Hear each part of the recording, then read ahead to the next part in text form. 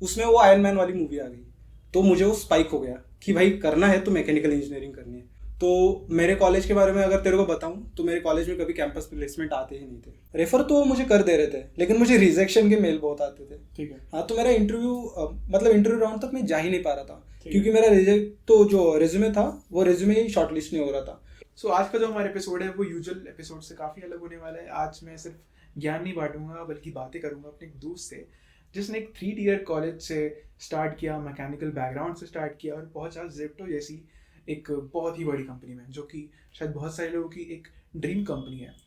आप इस वीडियो में देखने वाले हैं बहुत सारे इंटरव्यू टिप्स, उन्होंने कैसे अपनी जर्नी स्टार्ट करी, बट इसका जो की टेक अवे होगा वो होगा परसिस्टेंस, या फिर कहें कि परसिवरेंस, कभी ना हार मानने वाला एटीट्यूड। तो सूरज यार एक काम करते हैं, ठीक है? हाँ हम शुरुआत करते हैं बैकग्राउंड से। ठीक है। थोड़ा सा अपना बैकग्राउंड बता कि ठीक है। तू कहाँ से है, कौन से कॉलेज से था, हाँ पहली कौन सी कंपनी थी, दूसरी कौन सी थी, ठीक है?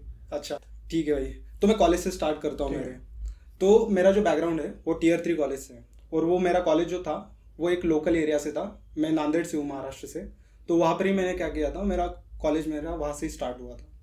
तो मेरे कॉलेज के बारे में अगर तेरे को बताऊं तो मेरे कॉलेज में कभी कैंपस प्लेसमेंट आते ही नहीं थे। मुझे लगता है कि ज़्यादातर 3 ईयर कॉलेज में ऐसे ही होता है, क्योंकि मेरा जो कॉलेज था उसके साथ भी कुछ ऐसा ही सीन था। हमारे कॉलेज में सब TCS, विप्रो टाइप्स, अच्छा जो कि अच्छा। मास रिक्रूट टाइप कंपनीज होती थी, हाँ हाँ हाँ। वही आती थी। मतलब प्रोडक्ट बेस्ड कंपनी के बारे में तो हम सोच भी नहीं सकते, अच्छा जिस कॉलेज से मैं आता हूँ। हाँ। और अगर हम सोचे भी तो उसमें भी एक क्राइटेरिया होता है कि यार तुम्हें कम से कम 90 Marks वाला criteria, right? या फिर जो भी हाँ, हाँ, CGPA का सिस्टम होता है। मुझे नहीं पता कि तुम लोग के साथ क्या था, बट हमारे यहाँ तो यार ये सीन था। यार मेरे कॉलेज के बारे में तेरे को एक अच्छी चीज बताऊं ना, क्या? मेरे कॉलेज में ऐसा कोई क्राइटेरिया नहीं था क्योंकि मेरे कॉलेज में कंपनी ही नहीं आती। ये बहुत सही बात है। अब तो ये सबसे बेटर बात थी। तो मैं जो चीजें करता था, मुझे पता था कि अगर मुझे कुछ करना है, जॉब चाहिए, तो ऑफ कैंपस ही करना पड़ेगा। ठीक है।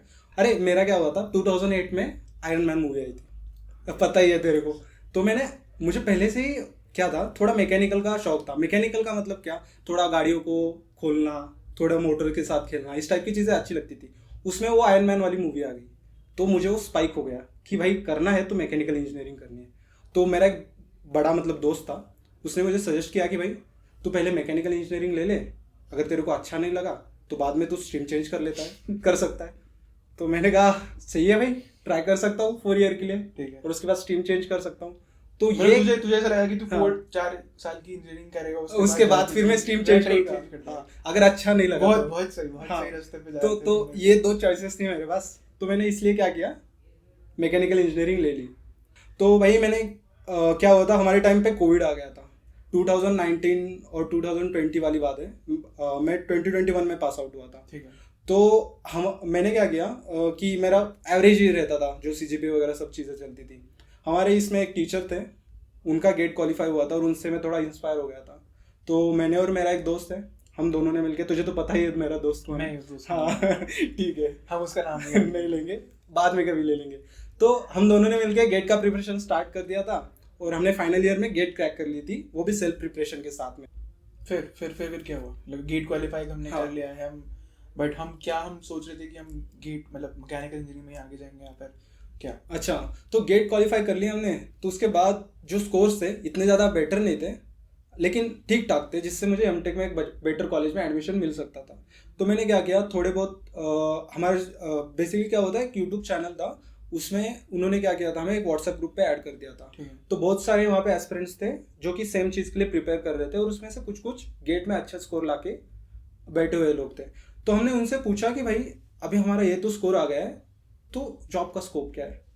ठीक है। हाँ, तो उसने बोल दिया भाई कि जॉब की मैं तो गारंटी नहीं ले सकता, मैकेनिकल के इसमें PSUs है, उसके लिए तुझे एग्जाम वगैरह क्रैक करनी पड़ेगी, या फिर इसरो वगैरह, ये इनके भी सेपरेट एग्जाम्स रहते हैं, तो उसमें तू प्रिपरेशन कर सकता है, और जो तेरे को सैलरी मिलेगी वो अराउंड 8-9 लैक्स के अराउंड मिल जाएगी। और उसके बाद जो तेरी ग्रोथ होगी वो ज़्यादा अच्छी नहीं होगी। एक बार स्टार्ट कर लिया तूने तो ग्रोथ इतनी अच्छी नहीं होगी। और जो मैं सुन रहा था, जो बैकग्राउंड में बातें चल रही थी, तो उसमें एक चीज़ कॉन्स्टेंटली मेरे कान पे आ रही थी कि जो कंप्यूटर साइंस है उसमें पैकेजेस बहुत बढ़िया है और बहुत सही है। उसमें मतलब तेरे को कोई लिमिट ही नहीं है, तू कितना भी कमा सकता है, जितना तू करेगा उसमें एफर्ट्स डालेगा उतना तेरे को फ़ायदा मिलेगा। और जो मैकेनिकल के बारे में एक गंदी बात मैंने सुनी थी कि काम अच्छा नहीं रहता है, मतलब कुछ नहीं है, तेरे को मॉनिटरिंग टाइप करना है, इंडिया तो ज़्यादा मैन्युफैक्चरिंग हब है, तो डिज़ाइन वगैरह ओरिएंटेड काम नहीं मिलेगा। तो ये निगेटिव बातें आई थी। तो क्या हुआ था, मैं कॉलेज के बाद मैंने तेरे को बताया कि मैंने गेट क्वालिफाई कर लिया था। उसके बाद हमारे पास बहुत ज़्यादा टाइम था कि क्या करना है सोचने के लिए। तो हमने क्या किया था, मजाक मजाक में मैंने और मेरे दोस्त में, मशीन लर्निंग का कॉन्सेप्ट तुझे तो पता ही है। तो हमें लगता था कि मशीन लर्निंग मतलब मैकेनिकल की कुछ चीज़ है, क्योंकि वो मशीन के बारे में है। भाई मुझे तो थोड़ी पता है कंप्यूटर साइंस में क्या चल रहा है, क्या मुझे भी कुछ ऐसा हाँ, लगता था कि तो हमने देखा कि उसके लिए पाइथन पढ़नी पड़ती है। ठीक है। हाँ, मैं ये चीज़ इसलिए बता रहा हूँ कि मेरा इंटरेस्ट कहाँ से आईटी के लिए स्टार्ट हो गया। तो मतलब हम हाँ, इंजीनियरिंग शिफ्ट कैसे हुआ मैकेनिकल से कंप्यूटर साइंस की तरफ। क्वालिफाई कर लिया है और हाँ। हम सोच रहे हैं कि लाइफ में क्या करना क्या है। करना उस है। समय पाइथन हमारी जिंदगी में सबसे हाँ, पहले आया। वो भी मशीन लर्निंग की वजह से बहुत ही बहुत हाँ, इंटरेस्टिंग हाँ, तो फिर चालू कर दिया पाइथन के बारे में पढ़ना। कोड विथ हैरी नाम का एक चैनल है, बढ़िया रिसोर्स है, सब जानते हैं। हाँ। तो उसके वीडियो मैंने देखना स्टार्ट कर दिया था। तो उसके वीडियो से मैंने पाइथन का मतलब जो वो देता था बेसिक बेसिक असाइनमेंट वो करता था। तो मुझे बहुत सही लगा, क्योंकि मैं जो चीज़ कर रहा हूँ वो इम्प्लीमेंट हो जा रही है। मैकेनिकल के केस में ऐसे नहीं है, तुझे अगर कुछ चीज़ करनी है तो उसके लिए बहुत सारे इंस्ट्रूमेंट वगैरह लगते हैं तुझे, इंस्टेंट ग्रेटिफिकेशन। हाँ, इंस्टेंट। आईटी में कैसा है, तेरे को डोपामाइन स्पाइक तभी के तभी मिल जाएगा। तेरे को मतलब एक्स्ट्रा का कुछ करने की जरूरत नहीं है, तू ऐसे कोड लिखेगा, रन हो जाएगा, फटाक से रन हो जाएगा। तो वो एक मज़ा आ रहा था उस चीज़ में कि बिल्ड करो रन करो, तो वो सही चीज़ लगी। उसके बाद उस टाइम पे कोविड के टाइम पे तो तुझे पता है मास हायरिंग चल रही थी, और ये कॉग्निजेंट टीसीएस इस टाइप की कंपनियां तो भर भर के ले रही थी। तो उस टाइम पे मैंने क्या किया था, एप्टीट्यूड तो मेरा स्ट्रांग ही था क्योंकि मैं गेट की एग्जाम क्वालिफाई करके बैठ चुका था, और पाइथन मुझे थोड़ी बहुत आती थी। तो फिर मैंने कॉग्निजेंट का इंटरव्यू दिया था और उसके साथ मैंने इन्फोसिस का भी दिया था। ठीक है। तो मेरा कॉग्निजेंट का तो फर्स्ट अटेम्प्ट में हो गया लकीली। तो उसके बाद मैंने फिर इन्फोसिस वाला मेरा जो इंटरव्यू था मैंने उसे कैंसिल कर दिया, क्योंकि मुझे पता था कि अभी मुझे कॉग्निजेंट के साथ ही आगे जाना है। और ये मतलब हमने ऑनलाइन कहीं फॉर्म वगैरह फिल किया था, उसके बाद इंटरव्यू का कॉल आया, फिर वॉक इन था या फिर किस तरह का? यार वॉकिंग वगैरह तो उस समय पे नहीं चल रहे थे क्योंकि कोविड कोविड चल था। रहा था। तो ऐसे ही उनके वेबसाइट्स पे वगैरह या फिर कुछ कुछ यूट्यूब चैनल थे जो कि बताते कि भाई कॉग्निजेंट में हायरिंग चल रही है, ये लिंक है, इससे क्या कर लो, तुम अप्लाई कर लो। ठीक है। तो फिर हमने उसी लिंक से अप्लाई कर लिया था, मैं और मेरा दोस्त था, हम दोनों ने कर लिया था। तो उसके बाद फिर हम कॉग्निजेंट में हमारा दोनों का साथ में ही हुआ था, और पुणे लोकेशन के लिए हुआ था। ठीक है।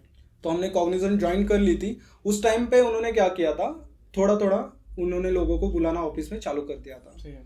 तो 1 मंथ के लिए अराउंड हम पुणे में थे, और उसके बाद तुझे तो पता है 2022 की कोविड वेव आ गई थी वापस से। हाँ ठीक है। हाँ, तो उसकी वजह से हम वापस आए थे।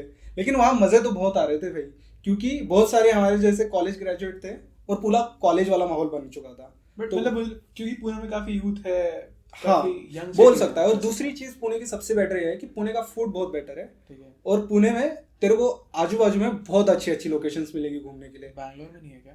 बैंगलोर में ज़्यादा उतना मैंने एक्सप्लोर नहीं किया है, उसके पीछे का रीज़न तेरे को पता है, ट्रैफिक। तो बैंगलोर से बाहर जाने में तुझे बहुत ज़्यादा टाइम लगेगा। बैंगलोर में काफी ट्रैवलिंग हो हाँ, जाती है। तो मैंने थोड़ा बहुत तो ट्रैवल किया है बैंगलोर में। नंदी हिल्स भी गया था, जो कि सबसे फेमस जगह है बैंगलोर की मतलब जो बंदा बैंगलोर आया वो तो नंदी हिल्स जाएगा ही जाएगा। तो बैंगलोर में तो उतना ट्रैवल किया, लेकिन पुणे में एज कम्पेयर टू मुझे बेटर लगा घूमने के लिए, सराउंडिंग प्लेसेस जो है। तो हम घूमते वगैरह थे। उसके बाद फिर मैंने रियलाइज़ कर लिया कि जो मैं अब जिस कंपनी में काम कर रहा हूँ उसे सर्विस बेस्ड कंपनी कहते हैं, और प्रोडक्ट बेस्ड नाम की एक कंपनी और रहती है। ये मतलब अब तक हमें ये क्लैरिटी नहीं, ये क्लैरिटी नहीं थी कि भाई दो टाइप की कंपनियां दुनिया रहती में है। दो दो तरह की हाँ, डिस्टिंक्शन भी है हाँ। यहाँ पर, ठीक है। वो तो अच्छा हुआ कि मैं वहाँ पे कैंपस में था, तो लोगों से थोड़ा सुनता था कि भाई मेरा दोस्त यहाँ गया, मेरा दोस्त यहाँ वहाँ गया, इस टाइप की चीज़ें चलती थी। तो फिर मैंने थोड़ा देखना चालू कर दिया यूट्यूब पे। ठीक है। यूट्यूब पे मैंने देखा कि प्रोडक्ट बेस क्या है, उसके बाद सर्विस बेस क्या है, पैकेजेस थोड़े बहुत कंपेयर कर लिए। फिर देखा कि अगर तुझे प्रोडक्ट बेस्ड कंपनी में जाना है तो तुझे डीएसए अच्छे से आना चाहिए। तो डीएसए के लिए मैंने लीड कोड एक प्लेटफॉर्म है अपना, और जीएफजी प्लेटफॉर्म है, JFG मतलब गिग्स फॉर गिग्स। ठीक है। हाँ, तो इन दोनों प्लेटफॉर्म से मैंने क्या कर लिया, स्टडी करना स्टार्ट कर दिया। तो मुझे पहले से ही आदत थी कि फ्री में कैसे बेटर मटेरियल्स तलाशने, क्योंकि गेट के टाइम पे मैंने वही चीज़ की थी, पूरा यूट्यूब से ही मैंने किया था। तो मैंने क्या कर लिया, मेरे पास कॉन्फिडेंस तो फुल था कि मैं कुछ भी कर लूँगा, जो कि हमें गेट से मिला। जो कि मुझे गेट से मिला था। तो फिर मैंने क्या कर लिया, फ्री मटेरियल्स देखने स्टार्ट कर दिए। तो अगर मैं मेंशन करूँ तो राज विक्रमादित्य का टेक यू फॉरवर्ड नाम का एक चैनल है, ठीक है, सही है। उनकी एक शीट है एसडी शीट, स्ट्राइवर की बात कर रहे स्ट्राइवर हैं। की एसडी शीट। हाँ, तो स्ट्राइवर की एसडी शीट मैंने फॉलो करना स्टार्ट कर दिया। स्टार्टिंग में तो थोड़ा डिफिकल्ट जा रहा था क्योंकि डीएसए कॉन्सेप्ट मेरे लिए कम्प्लीटली न्यू था और मैं स्ट्रीम में भी न्यू था, लेकिन थोड़ा बहुत करने के बाद मुझे मतलब मज़ा आने लगा उन चीज़ों में, प्रॉब्लम सॉल्विंग में मज़ा आने लगा। तो बहुत सारी मतलब हमने प्रॉब्लम सॉल्व वगैरह कर ली थी। मैं और मेरा फ्रेंड था, वो दोनों साथ में ही करते थे डीएसए वगैरह। ये वही फ्रेंड है जो हाँ हाँ वही फ्रेंड है जो हम दोनों मिलके साथ में काफी करते लॉयल थे। इंसान है, हाँ कोई नहीं बदलता है वही है। तो हमने साथ में चालू कर दिया था। फिर क्या हुआ कि लीड कोड के कॉन्टेस्ट रहते हैं। ठीक है। हाँ। मेरे को यार थोड़ा सा अगर तुम चाहो तो हाँ। लीड कोड का बता सकते हो कि मेरे को ज़्यादा नॉलेज नहीं है। मैंने अच्छा, ज़्यादा तू तो knowledge लीड कोड नहीं- करता ही नहीं है। ज़्यादा कुछ नहीं करता। ये बात मेरी कंपनी को पता होनी चाहिए वैसे कि मैं लीड कोड नहीं करता। तो लीड कोड के बारे में बताऊं तो लीड कोड क्या है कि डीएसए के अगर तुझे को प्रॉब्लम सॉल्व करना है तो एक प्लेटफॉर्म है जहाँ पे तू क्या कर सकता है, प्रॉब्लम सॉल्विंग कर सकता है। और वहाँ पे तुझे क्वेश्चंस रहेंगे और एक एडिटर रहेगा, कोड एडिटर, जिसमें तू क्या कर सकता है, तेरे आंसर जो भी लैंग्वेज होगी तेरी उसे चूज करके उसमें तू तेरे आंसर सबमिट कर सकता है। उसके बाद कुछ कुछ टेस्ट केसेस वगैरह रहते हैं, तो वो तेरे जो आंसर है उस पर वो टेस्ट केसेस देखते हैं कि सभी पास वगैरह हो रहे कि नहीं, इस टाइप की चीज़ें रहती हैं। तो काफ़ी बढ़िया प्लेटफॉर्म है, सभी लोग यूज़ करते हैं, तू भी करना स्टार्ट कर दे। तो इससे हम काट देंगे गाइस। तो लीड कोड का इतना बैकग्राउंड तो बस हो गया, क्योंकि बाकी सब लोगों को तो लीड कोड पता ही है तुझे छोड़ के। ठीक है। हाँ तो लीड कोड में स्टार्ट कर दिया था हमने। उसके बाद 2022 में अमेजोन ने एक मित्तल नाम का प्लेटफॉर्म है उनका, मित्तल या मिट्टल ऐसा यार मित्तल तो नहीं होगा। हाँ इस टाइप का कुछ तो प्लेटफॉर्म है। ठीक है, सही है, हाँ सही है। उस पर उन्होंने क्या किया था, पहली बार एक कंपटीशन ऑर्गेनाइज की थी। तो मैंने और मेरे दोस्त ने उसमें पार्टिसिपेट कर लिया था और हमारी जो रैंक आई थी उसमें 51 या 52 ऐसी कुछ तो आई थी रैंक। और कितने पार्टिसिपेंट थे? पार्टिसिपेंट तो मुझे अभी याद नहीं है, लेकिन हमारी उतनी रैंक आई थी। और हमने पहले एग्जाम के बाद सोचा यार हम तो इतने बढ़िया नहीं है, ठीक ठाक ही कर लिया है हमने। वैसे हमने 3 क्वेश्चन सॉल्व कर लिए थे उसके कंप्लीट, और एक चौथा क्वेश्चन था उसका थोड़ा सा पार्ट हमारा हो गया था, मतलब सभी टेस्ट केसेस उसके पास नहीं हुए थे। तो हमें लगता था हमसे तो बढ़िया बढ़िया बहुत सारे है बंदे। तो एक दिन क्या हुआ, हमें एक ईमेल आ गया और उसमें उन्होंने बोला कि तुम्हारा जो है 51 रैंक है और हम तुम्हें गुडीज भेजने वाले हैं। ठीक है। तो ये एक चीज़ ऐसी थी ना, हम बहुत ज़्यादा खुश हो गए थे उस टाइम पे, क्योंकि गुडीज़ वगैरह ये सब चीज़ें हमने देख ली थी कि भाई गुडीज़ में होता क्या है, मुझे तो पता भी नहीं था कि गुडीज़ होती क्या है। तो हमने देखा कि भाई वो हेडफोन भेज रहे हैं, उसके बाद जो लैपटॉप का जो कवर रहता है वो भेज रहे हैं, एक कॉफ़ी का मग भेज रहे हैं, तो फ्री का मिल रहा था। और ऊपर से एक कॉम्पिटिशन ऐसी थी जिसमें हमने कुछ किया था, कुछ तो हमारी अकम्पलिशमेंट दिख रही थी उसमें, तो उसकी वजह से अच्छा लग रहा था। कॉन्फिडेंस बूस्ट मिला ना अपने। हाँ कॉन्फिडेंस बूस्ट मिला अपन- भाई, हम मतलब ऐसे गए गुजरे नहीं है, हमें आता है ठीक कि है। अपन ने इतना हाँ। छोटे से स्टार्ट किया, हमें कुछ भी नहीं पता था स्ट्रीम के बारे में, हाँ। और हम 51 रैंक लेकर आ रहे हैं। Correct. से ऑल इंडिया रैंक है, लोग हाँ। 1000 लोग बैठे थे, तो ये बहुत ही बड़ी बात है। हाँ तो वो तो बहुत सही चीज़ लगी थी हमें। तो फिर उसके बाद हमें लगा कि भाई हम तो अभी कुछ भी क्रैक कर सकते हैं, प्रोडक्ट बेस्ड कंपनी। हाँ डीएसए तो बहुत सही हो गया है। तो अमेजोन का हमें इंटरव्यू का एक कॉल आया था, लेकिन इशू ये हुआ कि कोविड के टाइम पे, कोविड का टाइम नहीं था सॉरी, 2022 का टाइम था, और उस टाइम पे हायरिंग फ्रीज चल रहा था थोड़ा ठीक है।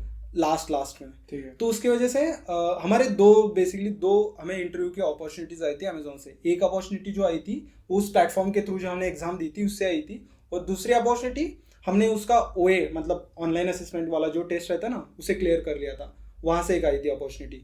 लेकिन दोनों अपॉर्चुनिटी आई थी, लेकिन वो हायरिंग फीस की वजह से हम कुछ कर नहीं पाए। तो मैं थोड़ा डिसअपॉइंट हो गया था, क्योंकि भाई मैंने मेरे साइड से तो पूरी मतलब जी जान लगा के रख दिया था, लेकिन मुझे सिर्फ हायरिंग फीस की वजह से वो अपॉर्चुनिटी नहीं मिली। तो फिर मैंने क्या किया, थोड़ा Node.js वगैरह प्रिपेयर करना स्टार्ट कर दिया, क्योंकि हायरिंग फीस थोड़ा चल रहा है। तो मैंने देखा था कि सिर्फ डीएसए से तो कुछ नहीं होगा, तुम्हें थोड़े प्रोजेक्ट्स वगैरह बिल्ड करने पड़ेंगे ताकि तुम्हारा रेज्यूमे जो है वो शॉर्टलिस्ट हो जाए। ठीक है। तो फिर प्रोजेक्ट बिल्ड करने के लिए मैंने देखा कि कौन सी लैंग्वेज यूज़ करनी चाहिए, कौन सा फ्रेमवर्क यूज़ करना चाहिए। तो मुझे जावास्क्रिप्ट जो है वो अच्छी लगी, क्योंकि जावास्क्रिप्ट में भी दोनों चीज़ें हो जाती है, एक तो फ्रंट एंड भी बिल्ड कर सकता है। एक जो बहुत इंपॉर्टेंट हमने यहाँ हाँ। जो पार्ट स्किप किया वो ये था कि हमें कब एहसास हुआ कि यार हमारा रिज्यूमे सेलेक्ट नहीं हो रहा है या फिर हमें प्रोजेक्ट बनानी चाहिए, क्योंकि हाँ। हमने कंपटीशन क्लियर किया, उसमें हमारी बहुत अच्छी रैंक आ गई, करेक्ट। हमें अपॉर्चुनिटी मिल गई, चूंकि बहुत बड़ी अपॉर्चुनिटी हाँ। थी। ठीक है, आपको डायरेक्ट इंटरव्यू देने का मौका मिल रहा है हाँ। अमेजोन में, ये छोटी बात नहीं, प्लस हाँ। आपने ओए भी क्लियर किया। हाँ। तो अपने को ये कब पता चला कि यार ये जो रिज्यूमे ये शॉर्टलिस्ट नहीं हो रहा है? यार मैं बीच में क्या करता था, मैं सिर्फ कंपटीशन ही नहीं देता था। ठीक है। जो लिंक्डइन प्लेटफॉर्म है उस पर मैं बंदों से रीच आउट करता था, उनसे पूछता था भाई तुम्हारे इसमें एक अपॉर्चुनिटी है, मुझे तुम क्या कर लो, रेफर कर दो। ठीक है। तो इशू ये आ रहा था, रेफर तो वो मुझे कर दे रहे थे, लेकिन मुझे रिजेक्शन के मेल बहुत आते थे। ठीक है। हाँ तो मेरा इंटरव्यू राउंड तक मैं जा ही नहीं पा रहा था, ठीक है। क्योंकि मेरा रिजेक्ट तो जो रेज्यूमे था वो रेज्यूमे ही शॉर्टलिस्ट नहीं हो रहा था। तो मैं देखने लगा कि भाई ऐसा क्यों हो रहा है मेरे साथ। तो मैंने थोड़ा दोस्तों को वगैरह पूछ लिया, मेरे यूट्यूब पे वगैरह देखने लगा कि क्या कर सकता हूँ जिससे मेरा रेज्यूमे शॉर्टलिस्ट हो जाए। तो उस समय पे मुझे क्लिक हुआ कि अगर रेज्यूमे शॉर्टलिस्ट होना चाहिए तो उसके लिए बेटर प्रोजेक्ट होने चाहिए। मैंने कॉग्निजेंट में तो इतना कुछ किया नहीं था, कौन से ऐसे मेजर प्रोजेक्ट पे मैंने काम नहीं किया था, तो इसलिए मुझे पता चला था कि, और कॉलेज तो मैंने बताया था मैं मैकेनिकल से हूँ, तो मेरे पास रेज्यूमे में दिखाने के लिए कुछ भी नहीं प्रोजेक्ट था। मैंने एक मैकेनिकल वाला प्रोजेक्ट दिखा दिया था वहाँ पे रेज्यूमे पे, उस पर तो कोई मुझे लेगा नहीं। तो फिर मैंने देखा कि कौन किस टाइप का प्रोजेक्ट वगैरह बनाना चाहिए मुझे, तो उसके लिए फ्रेमवर्क्स वगैरह ये सब चीज़ें लगती है। तो मैंने ना स्टार्टिंग में जावास्क्रिप्ट को चूज़ कर लिया। जावास्क्रिप्ट का चूज़ करने का पीछे का मेन रीज़न तो यही था कि तेरा फ्रंट एंड भी हो जाएगा उसमें ही और बैक एंड भी हो जाएगा नोड.जेएस की मदद से। और एंजेला यू नाम की एक टीचर है जो कि एंजेला यू, ठीक है, हाँ, जो कि लगा था, हाँ सॉरी, हाँ तो एंजेला यू जो है उसका यूडीमी पे मैं कॉग्निजेंट में था तो मुझे यूडीमी का फुल एक्सेस था, तो मैंने उसके लेक्चर्स वगैरह देखना स्टार्ट कर दिया था। और वहाँ से मैंने क्या किया, वो ये भी फ्री में ही था, ठीक है, क्योंकि फ्री में ही मैंने जो किया है वो फ्री में किया है। तो मतलब तुम कॉग्निजेंट की रिसोर्सेज का, हाँ, रिसोर्सेज का, exploitation कर हाँ, रहे थे। एक्सप्लॉइटेशन तो नहीं बोल सकते, अच्छा, यूज करता था। हाँ, उन्होंने उसका यूजेस नहीं करवा पाया, हाँ, तो वो नहीं की गलती, या ज्ञान ले रहा था उसमें, कुछ सही बात है, इशू वो तो नहीं है ना। सही बात, हाँ। नहीं कोई दिक्कत तो फिर मैंने कॉग्निजेंट से रिसोर्सेस मतलब जो भी मिल रहे थे मुझे यूडीमी थ्रू, हाँ। उसे कंज्यूम करना मैंने स्टार्ट कर दिया था। हाँ। तो मैंने नोड.जेएस सीख लिया, उसके बाद फिर रिएक्ट फ्रेमवर्क सीख लिया, और उसके बेसिस पे मैंने एक ई कॉमर्स वाली वेबसाइट बना ली जो कि सब लोग बनाते हैं लगभग। ठीक है, हाँ, तो मैंने गिटहब पे उसे पुश वगैरह कर दिया। उसके बाद मैंने रेज्यूमे पे डाल दिया मेरे प्रोजेक्ट। उसके बाद और एक प्रोजेक्ट था मेरा, 2 प्रोजेक्ट्स मैंने अभी रेज्यूमे पे डाल दिए थे। और एक दिन लिंक्डइन पे मुझे जंगली गेम्स जो है ना वो SD2 के लिए हायर कर रही थी, SD2 के लिए हायर कर रही थी और बैकएंड के लिए। सही है। मैंने वहाँ पे अप्लाई कर दिया था। उसके साथ साथ वो डेटा इंजीनियरिंग के लिए भी हायर कर रही थी, लेकिन उस टाइम पे मुझे पता नहीं था कि डेटा इंजीनियरिंग होती क्या है। ठीक है, मुझे हाँ, तो आज भी नहीं पता। हाँ तो मैंने डेटा इंजीनियरिंग को भी अप्लाई कर दिया था, दोनों जगह पे अप्लाई कर दिया था, रेफरल थ्रू हुए थे दोनों भी चीजें। और रेफरल हमें जनरली के किसी ऑब्वियस, या रेफरल तो ये बहुत लंबा क्वेश्चन था, इसको हम एडिटिंग में उड़ा देंगे। हाँ, SD2 वाला तो मेरा नहीं हुआ क्योंकि मेरा एक्सपीरियंस भी नहीं था अप्रोप्रिएट उसके लिए, और कुछ मैंने रेज्यूमे में वैसे दिखाया भी नहीं था, तो इस वजह से मेरा वो वाला तो नहीं हुआ। लेकिन डेटा इंजीनियरिंग से मुझे शॉर्टलिस्ट हो गया था मेरा। तो डेटा इंजीनियरिंग में मैंने क्या किया, उसमें बेसिकली जो उनका इंटरव्यू प्रोसेस था उसमें 3 राउंड थे। पहला जो राउंड था वो OA वाला था, ऑनलाइन असेसमेंट थी। इसमें एक ट्विस्ट था कि नॉर्मल जो राउंड थे वो ओनली डेटा स्ट्रक्चर्स और एल्गोरिदम वाले थे, लेकिन ये जो राउंड था वो मेरा इसके लिए हो रहा था, डेटा इंजीनियरिंग के लिए। तो उसकी वजह से उसमें सीक्वल वाला पार्ट भी था, क्योंकि डी में सीक्वल हेवीली यूज होता है, तो वो आना ही चाहिए। तो अपने को पहले से डी मतलब सीक्वल का कोई नॉलेज था? सीक्वल तो उतना मैंने नहीं किया था, और ना ही मेरा कंप्यूटर साइंस था, तो मुझे सीक्वल के बारे में कुछ पता है इतनी इंपॉर्टेंस नहीं पता। लेकिन LeetCode जो प्लेटफॉर्म है उस पे हर टाइप के क्वेश्चंस मिल जाएंगे तुम्हें। हाँ, तो मैंने वहां से फिर LeetCode से क्या किया, सीक्वल के क्वेश्चंस मैंने बनाना स्टार्ट कर दिया, और ऑनलाइन जो असेसमेंट थी वो मैंने क्लियर कर दी। उसके बाद फिर मेरे 2 राउंड हो गए और मैं डेटा इंजीनियरिंग में आ गया। तो मैंने तुझे पहले से ही कहा था ना, मुझे थोड़ा डेटा इंजीनियरिंग से ज़्यादा जो बैकएंड इंजीनियरिंग है उसमें ज़्यादा इंटरेस्ट है। ठीक है, तो मैंने फिर इंटरनली थोड़ी बातचीत वगैरह करके, क्योंकि जंगली का जो मतलब कल्चर है वो बहुत फ्लेक्सिबल कल्चर है, ठीक है, और उन्होंने मुझे बहुत हेल्प कर दी कि मैं मेरी स्ट्रीम चेंज कर सकता हूँ। एज ए फ्रेशर मुझे ज़्यादा पता भी नहीं था, तो मुझे हेल्प चाहिए थी किसी की, और जंगली ने मेरी पूरी हेल्प कर दी थी उस चीज़ के लिए। तो बैकएंड में आने के बाद लकीली क्या हुआ था, मेरे लिए अच्छी टाइमिंग थी। वो क्यों अच्छी थी, जंगली में एक इंटरनल हैकाथॉन चल रहा था उसी टाइम पे, और उस हैकाथॉन में क्या था कि सब लोग क्या करते हैं, सभी जितने भी टीम्स हैं जंगली में, वो क्या करते हैं अपने अपने आइडियाज जो है उसे सबमिट करके उस पर कुछ तो प्रोटोटाइप बनाते हैं। तो मेरी टीम ने भी पार्टिसिपेट किया था इसमें, और मुझे बहुत ज़्यादा इंटरेस्ट था, और मुझे पता था अगर मैं इसमें पार्टिसिपेट कर लूँगा तो सबके साथ मेरा इंटरेक्शन भी काफ़ी अच्छा हो जाएगा, और उसके साथ मुझे लर्निंग भी मिल जाएगी, क्योंकि नेटवर्किंग प्लस लर्निंग 2 चीज़ें थी। तो उसमें तो पार्टिसिपेट कर लिया था, तो वो भी काफ़ी अच्छा एक्सपीरियंस था। हम दिन रात क्या कर रहे थे, प्रोटोटाइप वगैरह डेवलप कर रहे थे, तो उसमें काफ़ी मज़ा आ गया, काफ़ी चीज़ें सीखने के लिए मिली। तो वो एक मेरे लिए बहुत मतलब एक पुश मिल गया मुझे, कि मुझे पता लगा कि भाई मैं कर सकता हूँ इसमें भी, मतलब ये कम्प्लीटली डिफरेंट चीज़ नहीं है मेरे लिए। और कलीग्स वगैरह बहुत अच्छे थे, सपोर्टिव थे, तो इस वजह से मुझे कभी वो फ्रिक्शन ही नहीं लगा। डी से बैकएंड वाला फ्रिक्शन जो होगा ना, कम्प्लीटली डिफरेंट वाला, तो वो मुझे कभी महसूस ही नहीं हुआ इस वजह से। सो अब तक की जर्नी यार हमने काफ़ी इंटरेस्टिंग देख ली। हम पहले Tier 3 कॉलेज में थे, उसके बाद हमने गेट क्वालिफाई किया, हमें कुछ नहीं पता था कि भविष्य में क्या करना है। उसके बाद हमने एक बहुत ही बड़ी सर्विस कंपनी क्रैक की, उसके बाद हम वहाँ पर भी सेटिस्फाइड नहीं रहे और हमने एक प्रोडक्ट बेस्ड कंपनी क्रैक की जिसमें कि हम डेटा इंजीनियरिंग के रोल में चले गए और वहाँ से हमने इंटरनल स्विच किया बैकएंड के प्रोफाइल में। हाँ। ये बहुत ही इंटरेस्टिंग जर्नी है अब तक की, बट यार मैं थंबनेल में ना जेप्टो का नाम लगाया है। अच्छा, तो अब आते हैं कि जेप्टो में कैसे पहुंचे हम जंगली गेम से। यार जेप्टो का जो एक्सपीरियंस है ना मेरा, तो वो काफ़ी इंटरेस्टिंग है। जेप्टो के एचआर ने मुझे रीच आउट किया था, मैंने जेप्टो को रीच आउट नहीं किया था। तो उन्होंने मुझे बेसिकली पूछा था कि तुम्हारा number of year of experience कितना है, उसके बाद कौन से टेक स्टैक पे काम किया है। उनको बताया गया रहता है कि बंदों से ये एक्सपेक्टेशन है हमारी, हायरिंग मैनेजर बता देता है एचआर को, और वो उस टाइप के क्वेश्चंस आपको पूछ लेते हैं। तो फिर मेरा जो एक्सपीरियंस था वो एक गेमिंग स्टार्टअप से था, और वो स्टार्टअप में बहुत सारी चीज़ों का मुझे एक्सपीरियंस मिल चुका था। तो वो जो क्वेश्चंस पूछ रहे थे, ऑलमोस्ट हर जो चीज़ें थी मेरी वो टिक हो जा रही थी। जैसे कि मुझे माइक्रो सर्विसेज के बारे में सब पता है, गो वगैरह जो लैंग्वेजेस है वो मुझे आती थी, और जो मेरी करंट जेप्टो है उसमें भी गोलैंग हम यूज़ करते हैं। तो उसकी वजह से उन्हें मेरा रिज्यूमे और उसके बाद जो मेरी प्रोफाइल थी वो अच्छी लगी थी, तो उन्होंने मेरा 4 दिनों में शेड्यूल कर दिया था इंटरव्यू। तो मेरा जो पहला राउंड था जेप्टो का, तो पहला राउंड था मेरा डीएसए पे। तो मैंने ये जो राउंड वगैरह थे ना, ये सब चीज़ें मैंने लीड कोड पे देख ली थी पहले से कि क्या क्या चीज़ें रहती है, क्या क्या प्रिपरेशन करना पड़ता है। मतलब लीड कोड पे इस तरह का मटेरियल भी लीड कोड पे भाई सब तरीके का मटेरियल मिलेगा तुझे, ठीक है। मतलब इंटरव्यू एक्सपीरियंस से लेके सैलरी कितनी मिलती है यहाँ तक का एक्सपीरियंस, यहाँ तक की चीज़ें तुझे लीड कोड पे मिल जाएगी। मतलब ग्लास डोर वाला काम भी अब लीड कोड ही कर। ग्लास डोर तो मैंने यूज़ नहीं किया इतना ज़्यादा, मैं तो लीड कोड से ही सब चीज़ें जो देखता था लीड कोड से ही देखता था, और मुझे लगता है कि ऑथेंटिकेट इन्फॉर्मेशन वहाँ पे रहती है। तो फिर मैंने डीएसए का प्रिपरेशन मतलब ब्रशअप करना स्टार्ट कर दिया था। मुझे चीज़ें पहले से ही आती थी, और उसके बाद मेरा पहला जो राउंड था वो डीएसए पे था। तो उस राउंड में मुझे उन्होंने मीडियम से हार्ड लेवल के क्वेश्चन पूछे थे डीएसए के, तो वो क्वेश्चंस तो मुझे आते थे। वो राउंड बहुत अच्छे से हुआ, विद इन 1 आवर उन्होंने मुझे रिस्पॉन्ड बैक किया था। एक क्विकेस्ट था मेरे लिए कि तुम्हारा भाई सेकंड राउंड के लिए सिलेक्शन हो गया है। सेकंड राउंड था मेरा एलएलडी वाला।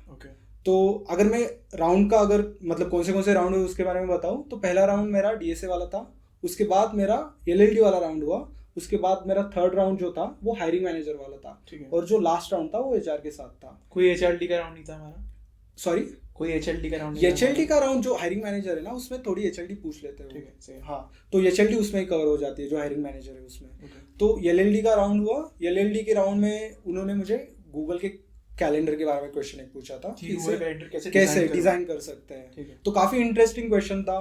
इंटरव्यूअर्स मुझे बता रहे थे कि मतलब सिनेरियो क्या है, मैंने थोड़े बहुत क्वेश्चन पूछ लेते उन्हें, जो कि एक जो मैं इस चीज में मेरा खुद का एक क्वेरी है इसमें कि ये इस तरह के जब हम क्वेश्चन पूछते हैं कि भाई यार आप इम्प्लीमेंट करो गूगल कैलेंडर, तो ये डिस्कशन होता है या फिर आपसे एक सवाल पूछ लिया गया यार आपको एक इम्प्लीमेंटेशन खुद से ही बनानी है, या फिर आप डिस्कस करते हो कि इंटरव्यूअर आपसे पूछता है कि भाई अगर हम ऐसा नहीं ऐसा करेंगे तो चीज़ें किस तरह से काम करेंगी, या फिर इस चीज़ को हम ऑप्टिमाइज कर सकते हैं? अरे जो एलएलडी का राउंड रहता है ना वो काफ़ी ओपन एंडेड रहता है। ठीक है, उसमें बहुत सारी चीज़ें हैं जो तुझे खुद से पूछनी पड़ेगी।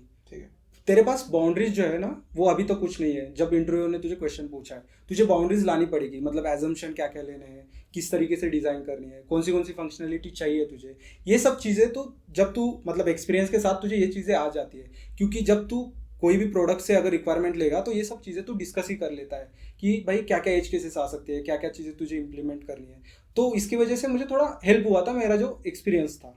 तो मैंने उनसे पूछ लिया था कि क्या क्या चीज़ें इंप्लीमेंट करना है, उसके बाद कौन सी चीज़ें हैं जिसमें आप ज़्यादा इंटरेस्ट रखते हो कि इसका मैं इम्प्लीमेंटेशन अभी करूँ। तो ये सब चीज़ें मैंने पूछ ली उनसे। उसके बाद जब वो अलाइन हो गए कि ये इम्प्लीमेंट कर लेते ये वाला पार्ट, तो हमने फिर कोडिंग स्टार्ट कर दी थी पूरा डिस्कशन के बाद। फिर कोडिंग पे मैंने जो डिज़ाइन पैटर्न्स वगैरह थे उसका यूज़ काफ़ी किया था। उसकी वजह से थोड़ा इंटरव्यूअर को भी लगा कि अच्छे से आता है भाई, थोड़ा इम्प्रेस हो गया। और मैंने पूरे जो डिज़ाइन, बहुत लोगों का ऐसा रहता है कि उन्हें पैटर्न सभी आते हैं लेकिन उनके नाम याद नहीं रहते हैं। तो ये गलती मैंने नहीं की थी। मैंने पूरे पैटर्न्स के नाम वगैरह थे वो सब याद कर लिए थे ठीक से, और कौन से पैटर्न्स होते हैं और किस पैटर्न को कब यूज़ करना चाहिए वो मैंने लीड कोड पे या फिर दूसरे कुछ प्लेटफॉर्म्स रहते हैं उस पर मैंने देख लिया था। तो मेरे डिज़ाइन पैटर्न का जो नॉलेज था उससे मैं इंटरव्यूअर जो था वो इम्प्रेस हो गया था। तो वो राउंड भी मेरा काफ़ी अच्छे से गया। उसके बाद फिर विद इन 1 आवर मुझे उनका मतलब ईमेल आ गया कि तुम्हारा ये राउंड कंप्लीट हो चुका है। फास्ट डिलीवरी के साथ। हाँ, 10 मिनट्स जेप्टो की डिलीवरी 10 मिनट्स में हो जाती है उस टाइप में ही। तो एक क्विक था, काफ़ी क्विक था। उसके बाद फिर मेरा जो नेक्स्ट राउंड था वो HND वाला राउंड था। उसमें एक हायरिंग मैनेजर थे, उन्होंने मुझे काफका पे काफ़ी क्वेश्चन पूछे थे। ठीक है। तो काफका का मतलब ऐसे बोल सकता है कि पूरा डिज़ाइन से लेके उन्होंने कुछ कुछ ऐसे प्रोडक्शन के रिलेटेड जो क्वेश्चंस रहते हैं वो पूछ लिए थे। मतलब तू हाई थ्रूपुट वगैरह कैसे अचीव कर सकता है, ये इस टाइप की चीज़ें। और यहाँ पे अपना बैकग्राउंड फिर से काम आया जो हमने गेमिंग हाँ, इंडस्ट्री से सीखा। क्योंकि गेमिंग इंडस्ट्री से था तो उसमें काफका भी हम ज़्यादा यूज़ कर रहे थे। Obviously। तो मुझे मतलब लगभग सब चीज़ें पता ही थी जो वो पूछ रहे थे, तो एक्सपीरियंस बहुत ज़्यादा काम में आया था। उसके बाद उन्होंने एक बहुत इंटरेस्टिंग क्वेश्चन पूछा था, वो स्टोरेज के बारे में था। तो उन्होंने बेसिकली इस टाइप में कहा था कि स्टोर कैसे कैसे कर सकता है डेटा को, तुझे जो जो चीज़ें पता है वो मुझे बता दे। मतलब ये काफ़ी ओपन एंडेड क्वेश्चन था जिसमें मतलब मैं कुछ भी बता सकता था।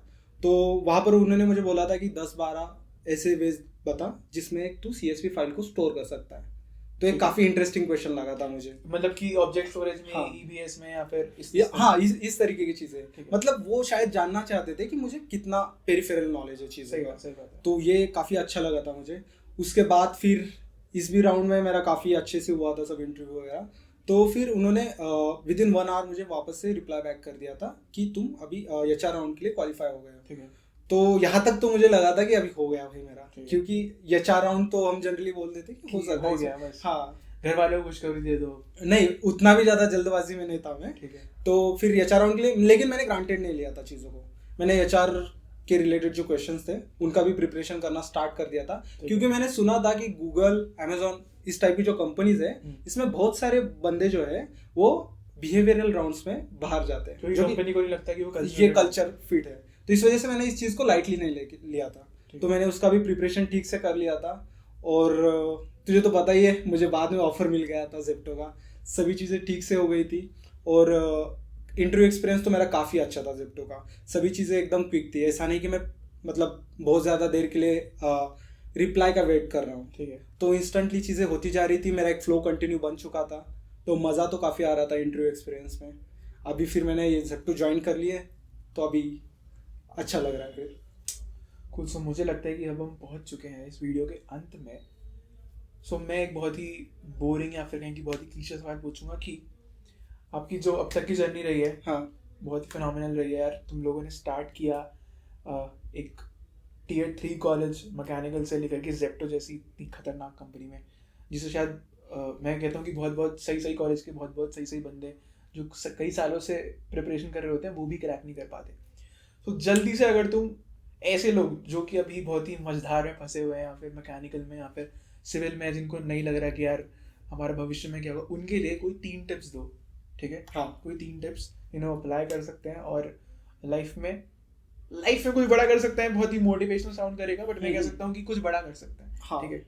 जरूरी नहीं है कि वो कंप्यूटर साइंस बैकग्राउंड के हों या ना हो, बट आप ऐसे लोगों के लिए क्या टिप्स देना चाहेंगे? मेरा जो नॉलेज है वो कंप्यूटर साइंस में, तो मैं तो प्रेफर करूंगा कि कंप्यूटर साइंस स्ट्रीम में जो प्रेफर कर रहे हैं बंदे, मतलब उसमें जाना चाहते हैं, उनके लिए मैं बता दूंगा। ठीक है। सबसे इम्पोर्टेंट चीज़ है कि तुम्हारा प्रॉब्लम सॉल्विंग अच्छा होना चाहिए। किसी भी अगर प्रोडक्ट बेस्ड कंपनी में जॉब चाहिए तुम्हें, तो प्रॉब्लम सॉल्विंग के लिए DSA है, उसके लिए लीड कोड जैसे GFG जैसे प्लेटफॉर्म्स है, वहाँ से कर सकते हो।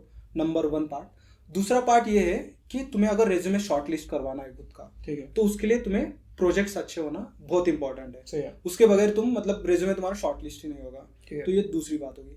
तीसरी बात होगी कि तुम्हें रीच आउट करना आना चाहिए बंदों को, नेटवर्किंग ठीक से करनी आनी चाहिए। जैसे कि मेरे जितने भी अभी तक मतलब सिलेक्शन हुआ था उसमें मैंने रेफर बहुत ज़्यादा कंपनी में रेफरल्स के लिए मांगा था। तो वो चीज़ें जो है वो नेटवर्क के थ्रू आती है, रेफरल्स वगैरह जो मिलती है। तो मुझे लगता है कि नेटवर्किंग भी एक मेजर पार्ट है अगर आपको जॉब स्विच करने हैं या फिर कोई नया जॉब चाहिए तो। सो ये 3 चीज़ें तो हैं जो सभी स्टूडेंट्स या ऐसे लोग जिनको लग रहा है कि यार वो अभी अटक गए हैं अपनी स्ट्रीम्स में और बिग टेक में नहीं जा सकते या फिर IT में नहीं जा सकते, उनके लिए 3 टिप्स तो बहुत ही काम की है। बट एक जो मुझे सबसे अच्छी चीज़ लगती है, जो जब मैं सूरज से पहली बार में मिला था या फिर आज की कन्वर्सेशन में भी हमने देखा, कि वो एक कभी ना हार मानने वाला एटीट्यूड कि तुम मैकेनिकल में हो, कोई बात नहीं यार, तुम एक सर्विस बेस्ड कंपनी क्रैक कर सकते हो या फिर तुम गेट क्रैक कर सकते हो। तुम D में हो तो तुम एफर्ट मार के बैकएंड में जा सकते हो, अगर तुम बैकएंड में हो तो तुम वहाँ पर बहुत अच्छा कर सकते हो।